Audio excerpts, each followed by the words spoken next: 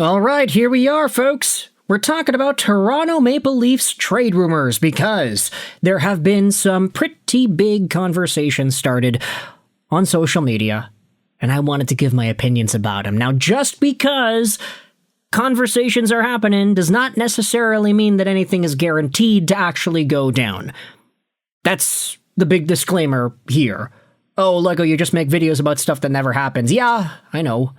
It's kind of the business here when you talk about ideas and trade hypotheticals, whatever. So, with this idea in mind, let's talk about the Toronto Maple Leafs forward William Nylander, what his future could look like, and the possibility as proposed by Steve Simmons as to whether or not Alex Tuch of the Buffalo Sabres could be the newest Maple Leaf. Let's go over each of these guys and their profiles before we dive into where this is coming from. William Nylander, 29 years old, 6 feet 201, a right-handed guy, a winger center, $11.5 million a year till the end of 2032. Willie Styles, has been pretty good throughout the course of his NHL career. 98 points is a career high 2 seasons ago, 84 points last year in over a point-per-game campaign. This season, though, he went from a 3-time straight 40-goal scorer to 28 goals and 75 points in 63 games played. It's kind of unfortunate because if you do the math over a full 82, Willie Styles would have been on pace for 97 points, roughly in line with some of these other seasons that he has had. He was out for a while, and then he flipped off the camera. Pretty interesting season, all things considered, for the Toronto Maple Leafs and William Nylander, a guy whose work ethic, dedication to the team, all these things has started to be put into question ever since the Maple Leafs started spiraling out of control post-Olympic break. But with William Nylander's contract being as big as it is, and with the Toronto Maple Leafs still having this new GM search going on, a new direction that is yet to be determined whether or not that is a rebuild or a retool, if Auston Matthews sticks around or if he doesn't, we have some William Nylander trade talk as well to dive into, courtesy of this article that was posted on NHL Trade Rumors. Now, again, the source, I'm not going to say that this is absolutely rumored to happening or that it's going to happen at all.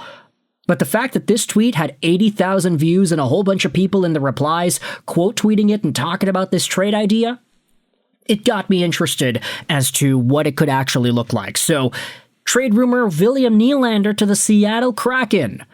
Here's the proposed package. The Kraken would get Nylander.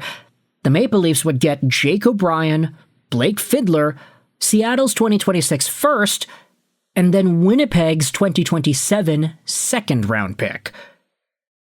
Is this a realistic trade idea when it comes to the value of the assets?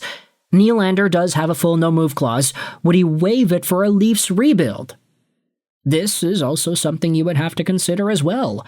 If Auston Matthews decides to go, and Willie Styles is there, with John Tavares, with Morgan Rielly, who probably will also get traded too, who really knows, and is gonna be one of the main leaders of a team on the cusp of rebuilding, does he have interest in waiving his trade protection? Talking about some of these prospects over here that the Seattle Kraken have, I mean, Jake O'Brien is one of the better ones, I would say.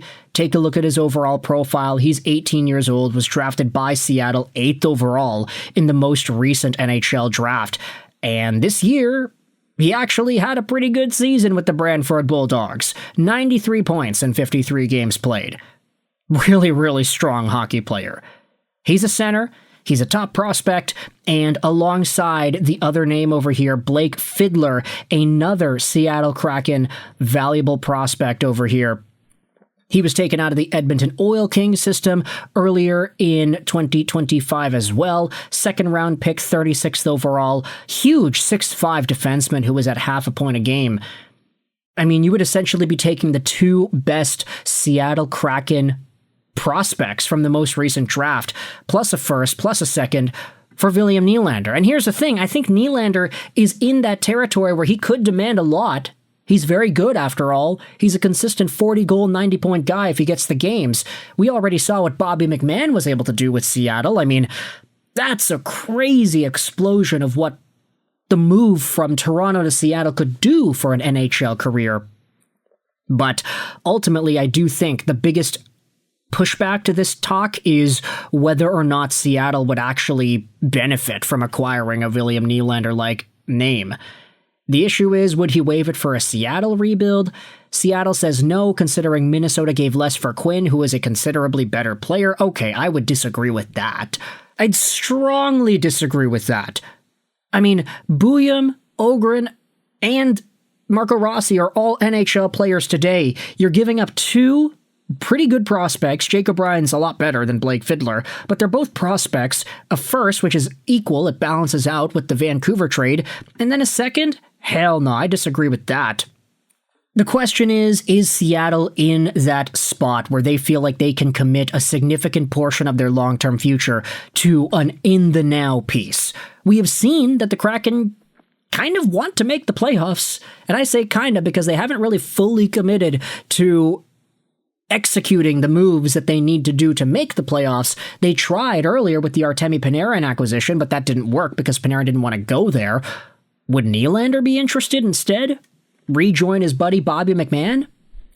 Meanwhile, you have some other commentary from Steve Simmons going out there and suggesting that the Alex Tuch party could be taking itself over to the Toronto Maple Leafs.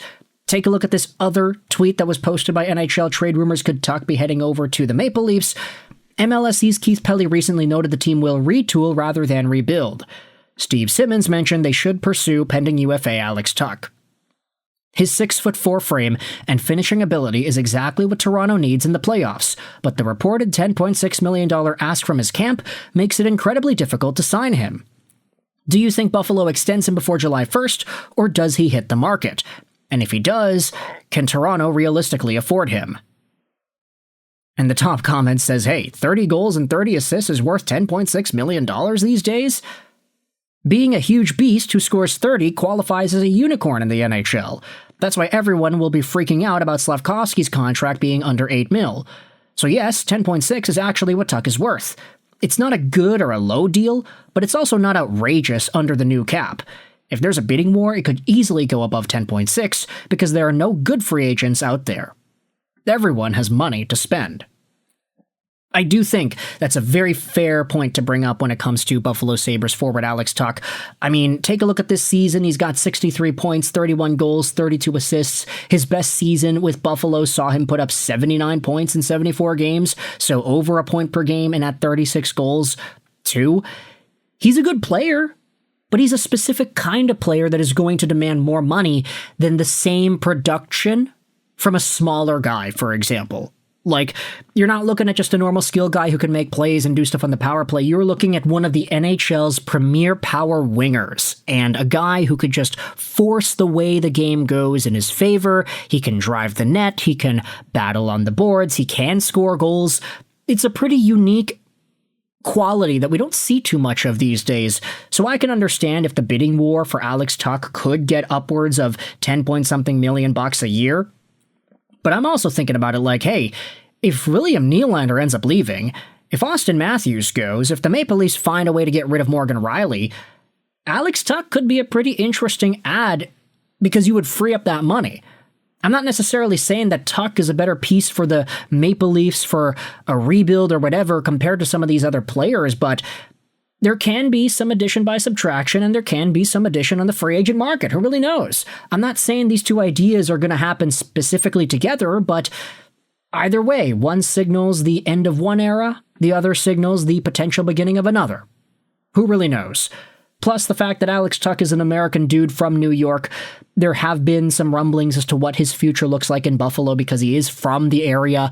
Who really knows what's going to go on with that? But for now, I want you to let me know your thoughts in the comments section below. How do you feel about the idea of a Nylander trade over to Seattle and Alex Tuch heading over to the Maple Leafs? Thoughts in the comments section below. I hope you enjoyed this video. Sign on, and bye.